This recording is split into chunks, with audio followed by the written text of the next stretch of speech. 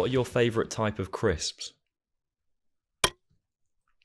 Favorite type of crisps. Now, for the listeners out there, so in the UK you call them crisps. Hmm. Over here we call them chips, right? So because over there chips are actual French fries over there. I am cultured and I know these things. Favorite crisp, Funyuns, Cool Ranch Doritos. It's pretty boring actually. I don't know. I'm kind of a Doritos nut. They have over here in the States, they have a spicy barbecue flavor that's unbelievable. And I know over there, I really enjoy I think it's the paprika flavored. There's the chili heat wave. I don't know if that's the one. I don't know if there's That might be the paprika. one. They're very like red packaging. Yes, Yeah, they're good. those are very good as well. But I'm an old school Funyun guy. The Funyuns for me are anytime, anywhere, any place. Like I just love Funyuns and Doritos. There you go. The Funyun never stops. Yeah, I've never had Funyuns. What? I feel like it's a very Oh, what's the word? Location specific thing. It's like how you guys have like the world. I don't know what you call the NFL. Like it's always like the world something. It's like no one else in the world plays like. Well, I see it as American football, right? right. Yeah, I feel like it's very local. Like we have. Have you heard of like kettle chips? Oh yeah, of course. Oh, you know. Yeah, Oh, yeah. okay. I thought We they have were kind those. of a very Yeah, UK yeah. thing. Oh, okay. No, no, no. Those are all over here. They're very Oh, huge over here, and they're delicious as well. that's what I'd go with. Yeah, them or Tyrrells. Do you know them? Yes, yes, I I do. didn't think Those are these good were. too. Go on. Well, I mean, I've just done a lot of touring over there, so like True. all the truck stops and stuff. Like we would just try stuff. Like we would get bags of stuff and like, oh no, that's good. Oh, here, try this. And like, but kettle chips in particular, the sea salt and the way they do the jalapeno, Mm, um, yeah. all the kettle stuff is really, really high quality. Yeah, for sure. That's a Yeah. good. That's a good pick. Good Yeah. question.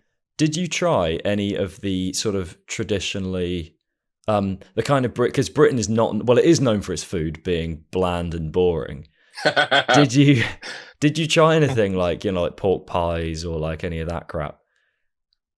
Not the pork pies. I am a big fan of your guys' standard breakfast. Mm, The eggs and the sausage and the beans and like that is amazing when it's done right. It's really really awesome. But yeah. no, what's the other guys liked? What are the things that you get? You literally get them everywhere. It looks like a little pouch of it's like a pouch of meat. Um, What, like yeah, pepperoni type thing? no, no, no. It'd be like a pot pie in like a not in a croissant, but in like a calzone looking thing. You know What, what I mean? like a sausage roll, like steak bake kind of thing? Something. Yeah. Yeah. I'm not. Yeah, I don't know. What are those called? It's like Dave's or something, or it's called like a. There's little Oh, stands that have them. oh no, Do you know what I mean? Dave's. It's like a blue package, and you can pick which one you want, and they heat it up. They heat it up for you. Oh, oh. Do you mean Greg's? Greg's. Okay. Greg's. Yeah. Sorry, it was the name of a guy. I don't know. I Greg's. was really trying to piece that together, man. Yeah, I was really clutching it. I was like, and then I just went, "Oh, it's a name. It could be Greg." Because yeah, I know what you mean. Sorry, I thought you meant just something you find in like on the counter, or in the shelves. No, no, no, no. Oh, yeah, Greg's is good. Yeah, I was. I'm not. I tried to like it. It wasn't for me. It was just too much of everything. In a, it just wasn't. I don't know. I was never in the mood for it. But the rest of the guys used to freak out when they saw a Greg's. Have you And seen Have you seen the American girl going, "I'm outside GR eggs"? That's the yeah, I have. Yeah, that's yeah. pretty good. It's a very northern Uh, England, north of England thing. You don't see many Gregs below in the sort of London way. no, It's no, not it was here. always when we were en route to like Glasgow or something, or Yeah, way up there. And yeah, yeah, yeah, yeah. I'm sure I had one Greg's. more. Shout out to Greg's. I had one more. Yeah. So actually, speaking of, so with American food, because I've never been over. Come over. Yeah, well, I'd love to. It's part of the plan at some point. Yeah, it's obviously money, unfortunately, is a hindrance. Sure. It's very expensive. So it's very money is a hindrance is a very roundabout way of saying you haven't got any, isn't it? But how do you compare the food? Like, because I know there's a lot of extra stuff that gets pumped into some of the food over your way, more so maybe than over here. So I know the stereotype is people complaining that British food doesn't taste very much, but I do feel like it's on the whole quite healthy if you want it to be, if you pick the right stuff, No, that's true. It is pretty ironic though, like, the British have spent their entire history taking over the rest of the world for spices and foods and stuff, and then their food now is not, it's like, World War II rationed or something like that, but they don't have the chemicalness that the American food has, and that's good and bad. So when we're over there, I can go to Taco Bell and you guys don't even have half the stuff that is in our Taco Bell. Like you don't have refried beans, you have black beans. You have, you can't get Cheese Whiz over there. Not that I want to eat Cheese Whiz, but all of the spices and the seasoning on everything over here, you guys simply just don't have, which is cool for the first week. And then after the first week on tour, you're just like, I would give anything to have just a really shitty burrito, but I can't get that. Like, it has to be all like, there's a minimum quality that you guys do have, which I respect, but sometimes I just want the crappy, it just hits right. Like hangover food, I guess. Yeah, I always find when we're going way more of a food tangent than I thought, but I'm here for it. It's great. It's fun. Yeah, I find if I suppose it's the right time of day for you, food wise. It is. Yeah. I had a grand sum of like 3 pints of beer last night, and sometimes those mornings or like the days where you just feel like those 3 pints just have gone to every part of your body, and like you're like how I didn't even And then I had sushi earlier, and I was like, "That's not as smart. None of that was smart." Sushi with beer? No, not at the same time. I was like, "I'll be healthy," and then I couldn't be asked to make anything. So it's all just kind of mixing at the moment. But the thing you mentioned, English breakfast, I cannot have that on a hangover. Every single Brit seems to love it, but it just makes me feel ill. I just can't. It tastes great. I remember I went to a place that won an award for the best English breakfast like a few years in a row. Ooh. I had one bite because I was really hungover. I had one bite and I was looking at it, and there's all smells of the restaurant, and I was just sat there like, I just can't. So I had to sort of push it to a side and just sort of sit sadly in my chair. But that was in Liverpool, I believe. I don't know if you were there on your last tour.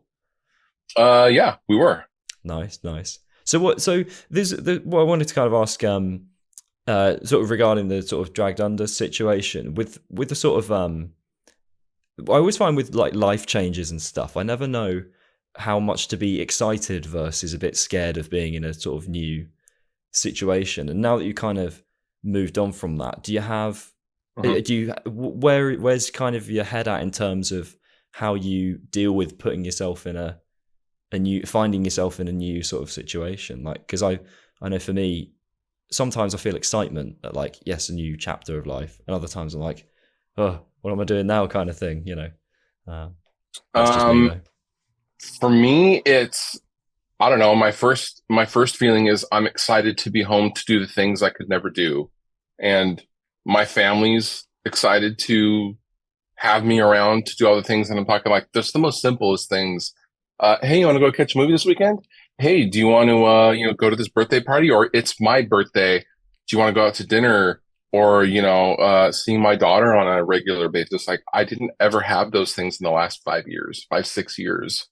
And I was gone 6 months last year, and that's tough for everyone around you. But that's your support system, right? So, being home is cool, and I really feel like I went and did the thing, because I set out to do the thing, and I wanted to sign the record deal, and I wanted to have the publishing deal, and I wanted to go play the big giant European festivals. Like, that was the dream, and I did that.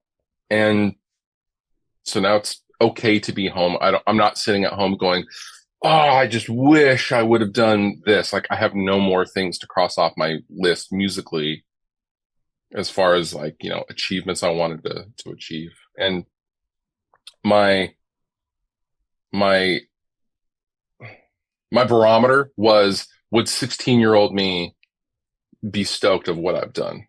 And the answer is yeah, he would be amazing.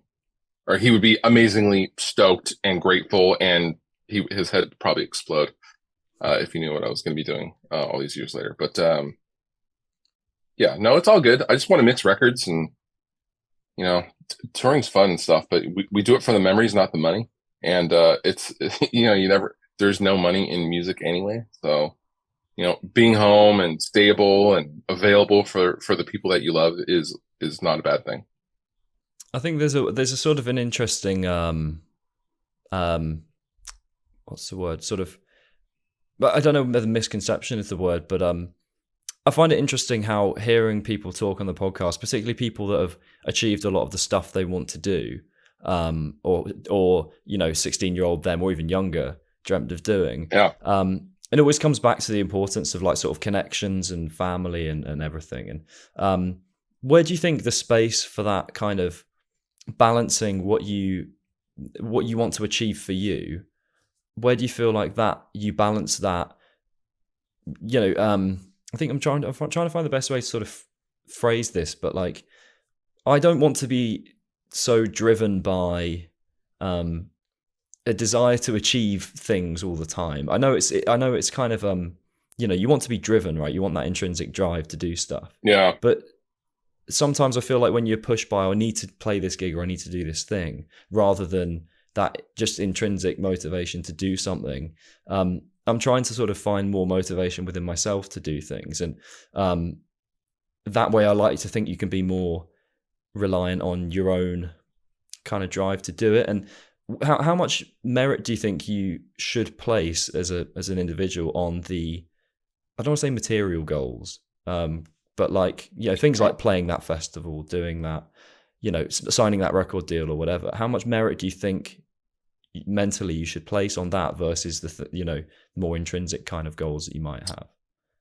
You know, the fact of the matter is it's a big world, and if you are not going to give 150% to that thing that you want, whether that's a YouTube channel or a touring career or a successful podcast, there is 100,000 other people and bands that are willing to give 151%. It's really about who you know. It's so much chance, and it's so much small opportunity based things, and it's about being tenacious. And so you do have to decide to skip the birthday parties, I mean, you know, I wanted that so bad. The day my mom died, I went to rehearsal. Like, that's the kind of thing that it takes, because we were going on a huge a US tour with the Used 2 days later. Like, we had to rehearse that last time to get the set locked. And, you know, my fucking mom died and I still showed up to rehearsal. Like, that's how bad you have to want it. Do I regret that now? Maybe a little bit, but you know, you got to do it your heart wants. And so a lot of times, you know, I see people getting in their own way of, well, I should want this, and like I feel obligated, so I'm not going to do it. Just decide what you want to do. Like, it's not that complicated, but it's also, you have to be very black and white about it. So, you know, if you want to go and do the thing, you better go and do the thing, but there's no half-assing it, which is tough because we're raised in a kind of a culture of just be you know, it's okay. Like, no, you have to actually be willing to basically cut your arm off for the thing that you want to do, whatever that is. Like, because it's just it's just so crowded out there. I don't know if that makes any sense, but you do have to give literally everything to do and achieve what you want to do. And I could say the same for my YouTube channel. the video stuff and all the stuff outside of the things I did with the band. Yeah, it takes sacrifice, actual hard sacrifice. But that's okay. Like, you get the thing, and if that's what you want to do, that's what you want to do. I mean, we get one shot at this thing, so. Do you think if just do it? Yeah, where do you think where do you think it, obviously, like you said, now that you've kind of done these sort of got these kind of career goals, I don't want to say out of the way, but you've achieved some of these things that you kind of dreamt of doing, like not to put a sort of negative spin on it, but where do you think your head would be at had, obviously I know you've got so many things going on in life, so it's not like the band was like this one thing that you're doing, obviously, but say that hadn't kind of, the band just maybe hadn't come about, or whatever, for whatever reason you hadn't done all of these sort of more performance-based pursuits, where do you think your head would be at now? Would you still just be driving like the YouTube channel and the mixing and all that stuff, or would you need that kind of outlet somewhere else in a sort of more performance-based space? I would probably be trying to scratch that itch of the live thing and the tour thing, because that whole thing stemmed from me totally failing at it when I originally tried it in, I was a 25-year-old kid in 2005. I'd moved down to California. I recorded a record at Sound City. And after we got done recording the record, the band broke up. And I always felt like that was such a missed opportunity. And looking back now, that was never going to work. But, as a kid, you think and assume and you hope that your bandmates are in it to win it as much as you are, when that was never the case when I was a kid. I also didn't have the communication tools to properly vet and find quality bandmates that wanted to, and were willing to sacrifice everything as I was to go and do the dream. And it wasn't about achieving it. It was just to know that you did everything you could. And I think all of that was always in the back of my mind of like, man, I just want to go and I want to know what it's like to be so exhausted from touring so long. And I want those experiences. And so that was the itch that I wanted to scratch all the way back when Rest Repose started, Jared Dines and stuff. And we did a lot of touring in that band as well, but we never got out of the country or anything like that. But, and it was all completely DIY. So, I would probably still try to scratch that itch, honestly, if DU had never done anything, to be honest. But it all happened so fast, and the whole story. It was pretty weird, and wild. So, yeah, I'd probably still try to do the live thing if I hadn't done what I've done.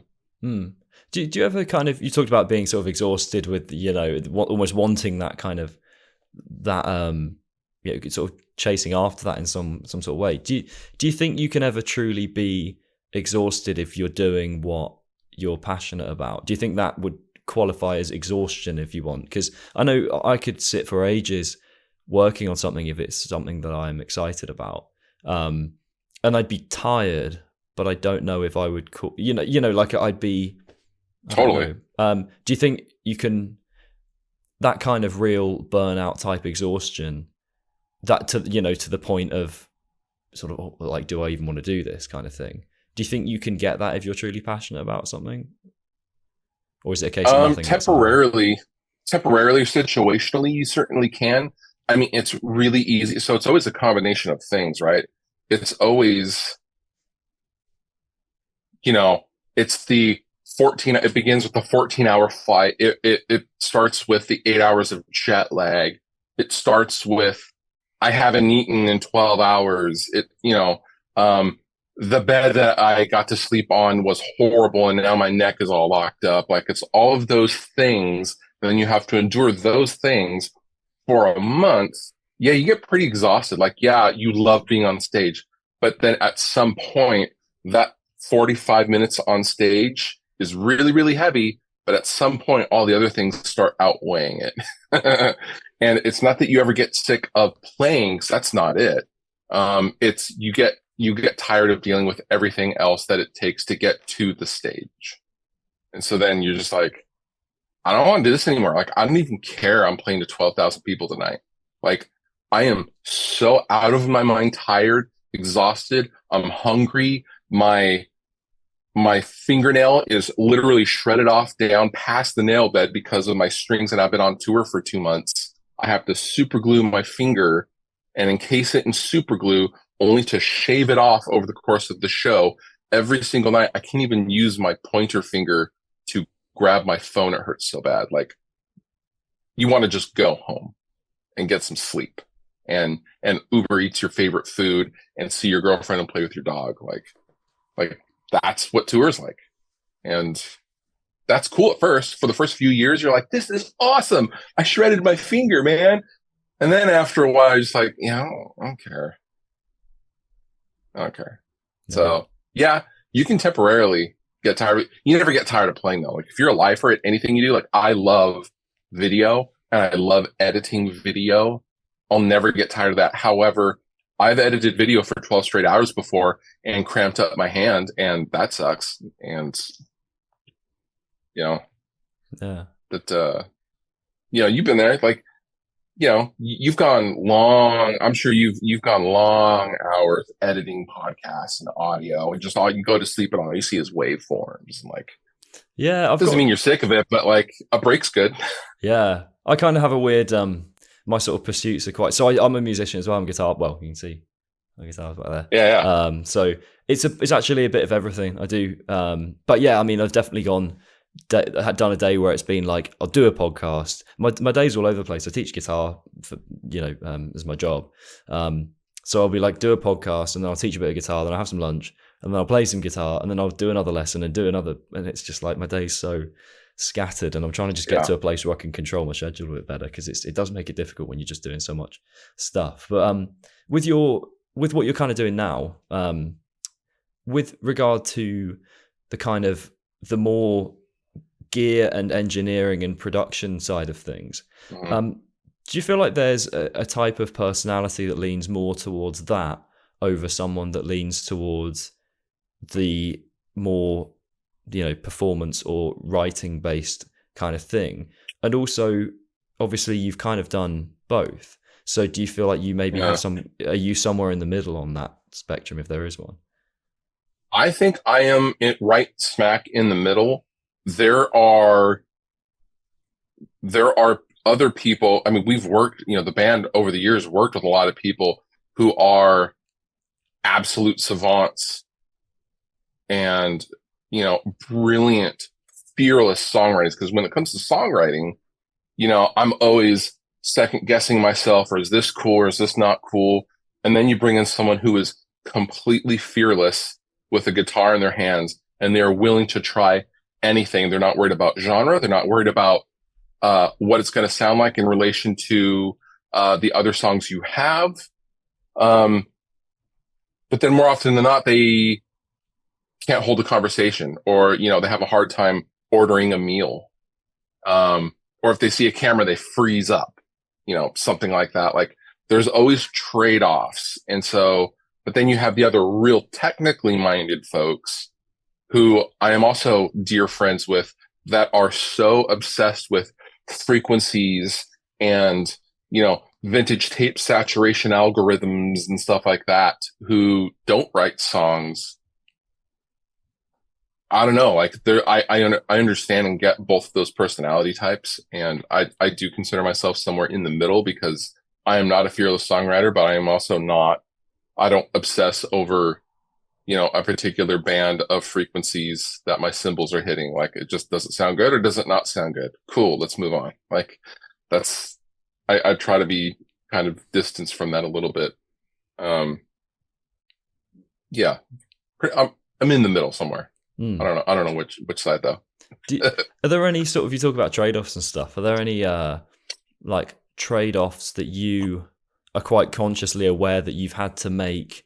And I mean, I know we talked about having to sort of sacrifice things in a more career sense, but more in the, balancing the different things you have within your career. So I'm not talking like family and stuff, but do you feel like there are any trade-offs that you are quite conscious, like, oh, okay, I kind of suck at this, but I know I suck at this because I'm good at that thing? Yeah, I mean, well, that was actually the big breakthrough for me with like, the YouTube stuff. Like I was just conscious of this is not going to be great. And I'm going to learn on how to make this better in the very, very beginning. Um, I have been conscious of, so when you go on tour and you have a busy YouTube channel, you can bank videos ahead of time and make them ahead of time for posting when you're gone to a point. But when you're on tour for 6 months, I think the longest stretch we did without coming home was 3 months. And trying to make videos on the road sounds like a great idea before you leave in the comfort of your home. But when you're actually like exhausted and you've been driving till 4 a.m, you don't feel like making videos, and you certainly don't feel like editing videos in a moving van that's doing this and going over speed bumps. Like you don't want to do it. I was pretty conscious of every time I would go on tour, all of like my YouTube stuff and all of my socials would just go down the drain because of lack of activity, engagement. I don't have the time to sit there and upkeep it like I would at home. And so like that was a huge shortcoming that I was always trying to get over, whether it was hiring outside editors to edit stuff and upload directly while I'm gone, or other people posting videos on my stuff. Like, I don't know, I tried it all over the years, but that was a lot of trade-offs as far as time-wise. As far as actual conscious of I suck at this, but it's because I'm good at that. I mean, in the beginning, it was mixing audio. Like, cool, I understand the fundamentals of video and lighting and stuff, but man, my stuff doesn't sound great at all. It's just, you can only do 100% of one thing at a time. So, yeah, everyone gets better, but just one of those things. You get better over time, I guess. Yeah.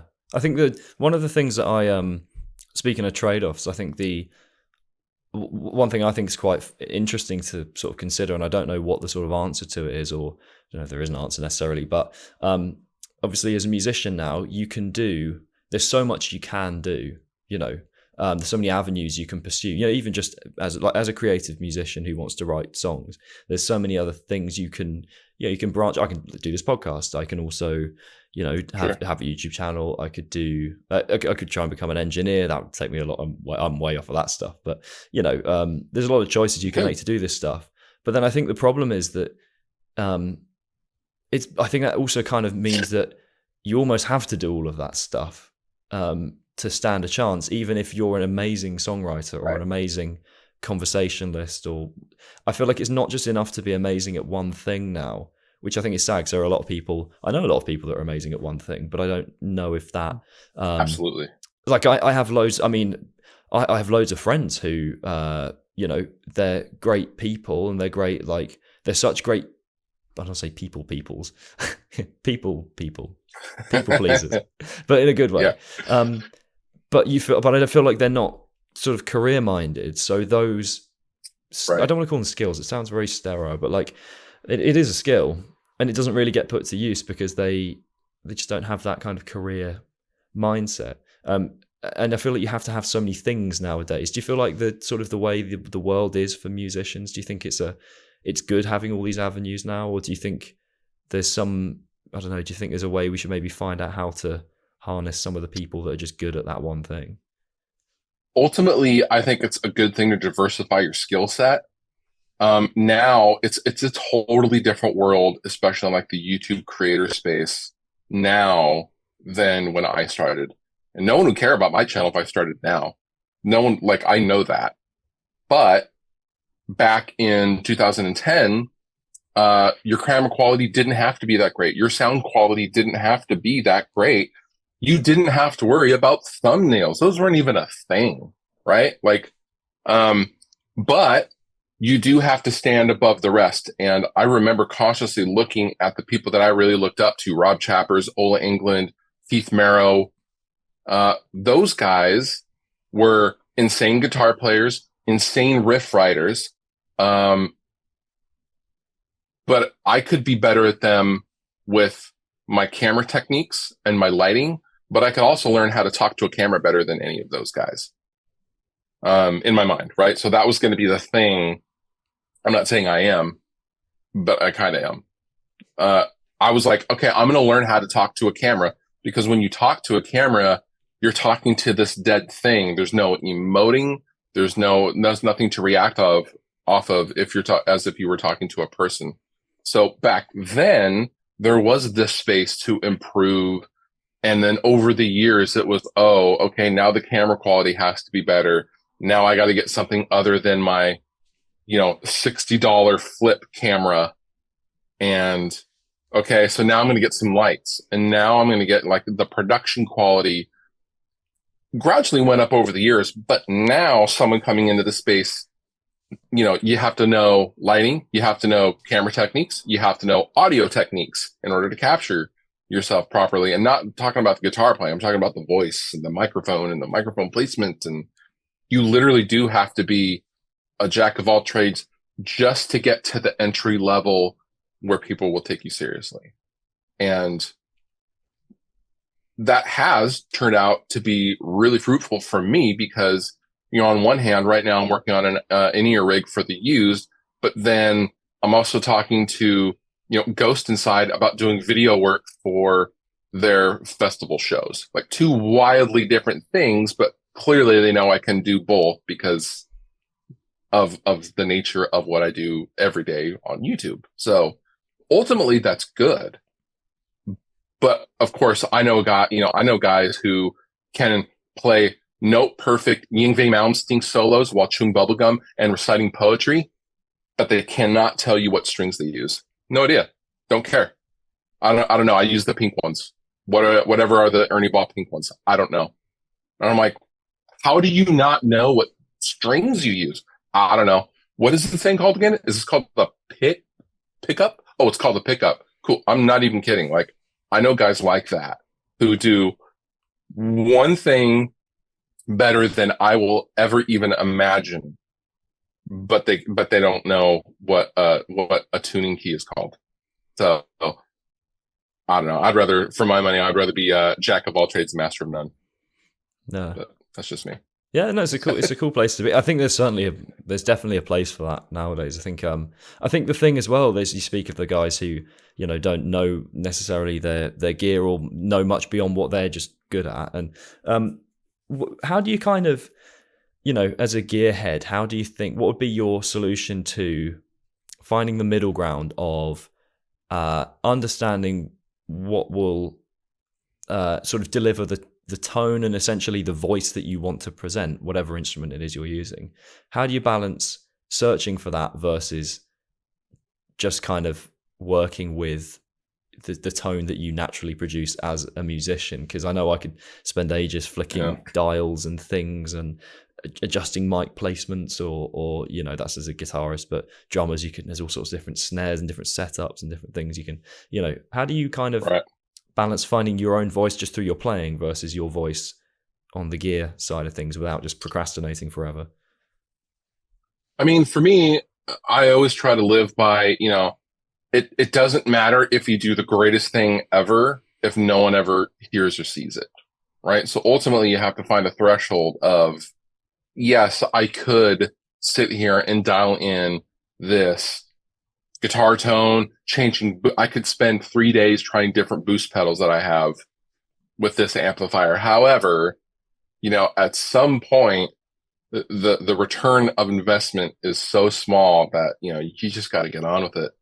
I have gone that other way of, especially in the video space, I'm going to spend a week really dialing in this video, getting the information correct, getting the shots correct, getting the lighting correct, getting the sound correct. No one cares. Ultimately, I would put in a week for a single video. No one cares, and no one would watch it. And then I would put out a stupid cheapest guitar on Amazon video, and the thing gets 2 million views that I made in 4 hours. And so, the audience in that way, for me, kind of dictates how much time I'm going to put into something, whether that's a new unreleased DVH amp or an overdrive pedal or a new guitar. Like, I am not going to spend more than a couple of hours on that video. I'm just not. I refuse to, because it doesn't matter, because you as a viewer don't care how much time I spent on a video. You just care about the video and the content that you are watching and consuming. And if it's the thing that you want to see that you chose to click on, you don't care how long it took me to make that video. So I have to find the threshold of how long it takes me to find, how long it takes me to make the video. So that's the balance that you have to strike, I guess. You don't get lost in the forest, though. It's easy to do in the procrastination, but I've just never been that kind of guy to just sit there and like just not get anything done. We all have those friends though, that like, yeah, dude, I've been working on this EP, I've been working on this record, it's going to be so sick. And you're like, dude, it's been 2 years, like just put it out. You're like, no, I'm almost done though. It's almost done. I'm going to go back and re-record everything I did last year. I think it just could be a little bit better. Just like, dude, just put it out. Just put it out. It's fine. Move on to the next thing. You're making me uncomfortable in my chair because I'm a bit guilty of that at the moment. Not exactly that, not quite that, but yeah, I can totally resonate with the finding like allocation of time, because part of why I wanted to do a podcast was I wanted to do something where I get to meet people and build a platform around, and I like talking to people, so it's but also it's quite minimal effort on the editing front, really. In terms of just getting the podcast, I can actually the finished product I can probably put together in like 10 minutes just from, well, it depends how many things I've got going on, but of course. But then it's also doing the clips and the timestamps and everything. That's what takes a bit longer. But for me, I was like, I want to be able to get the most out of my time with a skill I feel I have. And that's what drove me towards it, above and beyond just like the musical stuff. Because like, I want to try and build something. I'd have, as much as it'd be great if I could just DM you without the podcast and just be like, hi, do you want to chat? And you just be like, no. Well, I mean, no offense, politely, but like, who like you would know who I am. So, and so I like having that really great excuse, basically, just to meet loads of people. And it doesn't feel like networking, if you know what I mean. It feels like I'm just it's not. Yeah.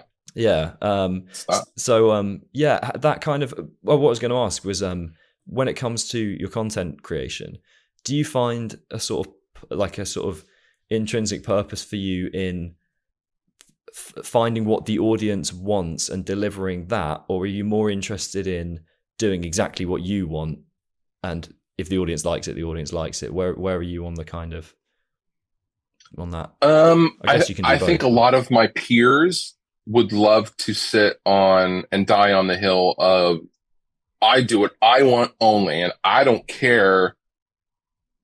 I don't care if, I don't care who watches it. I think that is a complete lie as a human being, because, and that is true in the beginning. When no one's watching you, you literally have nothing to lose, right? Now, YouTube literally pays my mortgage. So I would be lying if I said I didn't think a little bit about, okay, I wonder if they're going to like this. Not necessarily if they're going to like this, but maybe I should word this to be a little bit more broad, or maybe I should also think about, because at this point, it's been doing this over a decade. Okay, I can see in the comments, how come you didn't try the amplifier with a boost? Or how come you didn't try it on the clean channel with a different guitar or something like that? Those are the kinds of things I do think about while I'm making the content. But as far as even doing the thing in the first place, I only do that because I want to do it. The second you let other people kind of into that space that is yours, then your ship is sinking, right? Because you will never ever please everybody. It's literally not possible. In that you will never please everyone with your podcast, and there was always going to be someone who's gonna bitch and complain about your questions or how the guest responded to a certain thing. Like, you will never please everybody. So do it for yourself. And if you're pleased with the product, then you can ask other people to be invested in it. But, if you're not going to be invested or into the thing that you're doing, then why should anybody else either? Yeah. Sorry, I got distracted by, I don't know if you heard my doorbell go off. I'm just going to ignore that because I'm assuming it's a delivery, not for me. So, do you have food? That would be not actually. No, I probably couldn't stomach it now. To be fair, like I said, I'm very when I have a hang. Well, I'm not. I don't want to say I'm hungover. That sounds so unprofessional. I literally had 3 beers. You're hungover. It's fine. But no, what it just my appetite. I don't know what it is. It just goes when I'm like some of my friends. We could go out and have loads of drinks, and they'll destroy a plate of food, and I'm sat there like wilting away. Like I wish I could eat that right now, but I can't. So yeah, food. Well, I mean, beer. What kind of beer do you like? Lager, IPA, Pilsner. Yeah, it depends what the purpose is. if I'm drinking General socialization. Yeah, I like an IPA. I like something with a bit more flavor than I don't like the too fancy kind of stuff. It's expensive anyway. But sometimes the beer it's a bit like with sort of coffees or wines or stuff where you're like, this is just weird, and that's why I don't feel like it's expensive because it's good. So yeah, beer is such a heavy thing anyway, right? Like, why would you want to eat on top of that? There's so many calories and carbs in that thing. Like now, if I have a beer, I go to sleep. Like I don't want to eat. I just want to sleep. Yeah. No, I know. Gut bomb. Right? It was about sort of 9:30 or something, and I already was looking forward to having a McDonald's later that evening that I knew I was going to have in like 3 hours. That's where my head was at. so I love that. Yeah. So cool. Okay. So now that we've managed to somehow full circle it back to drinking and food, which is a wonderful conversational arc. I'm so pleased. I don't think I've ever had it go so full circle. It's so readily. And that was all prompted by whoever I missed at the door or whoever might still be there. I don't know. Thanks, person at the door. You can go answer it. Or should we take the camera with you? No, I don't want to know. It's like when you get a letter in the post, you're like, I don't want to open that. Like, letters are never good. Yeah. Like, I never. It's normally a parking ticket. Though I won a legal dispute over a parking ticket the other day, which I was very happy about. Really? Yeah. I say legal dispute. It's not like I was, it wasn't like I didn't like just park on some random person's property or anything.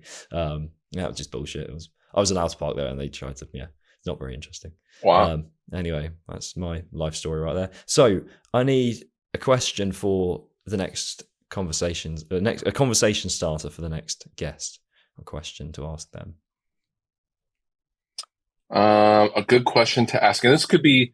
Is it going to be generally a music industry person, or is it going to be literally anybody? It's going to be like a music industry person is a good way to put it, yeah.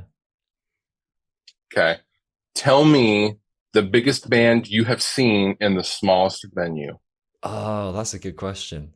I know I've had a Q&A session with Tony Iommi with about 30 people there. That's the closest I can. Whoa. Yeah, and I saw recently Motley Crue played at the Underworld in Camden, which I think is like a few hundred. That would have been sick. I'd love to have been at that. I'm not even a massive Motley Crue fan, but I have played there. Like, what? How did they fit in there? I think it was like a secret show. What? I don't know if they just did like one song or something. I don't know, but it's pretty mental. Yeah. And cool. I need an artist as well that you think deserves some love. Someone that maybe doesn't get the recognition that an artist. The Home Team, dear friends of mine. They're kind of blown up. They're about to go on tour with Don Broco. Cool. And in the United States, they're working on a new record. Check out the Home Team. They are amazing, and they're very, very good people, and I love them. Nice. Is there anything you want to sort of promote to the world, a plug for your own purposes? I have a course, the Musician's Guide to Content Creation. That I'm very proud of. It teaches you all those things that we were talking about: lighting, camera techniques, how I shoot all my B-roll. I basically make a video in real time, and you get to see and then figure out. I teach you how to do that in real time. I make a video. I pick a thing that I'm going to make a video about, and it's awesome, and I'm really proud of it. It's hours and hours long, and that's off on my website, and I don't know. That's about it. Nice. I have one last question from me, and it's a quick one.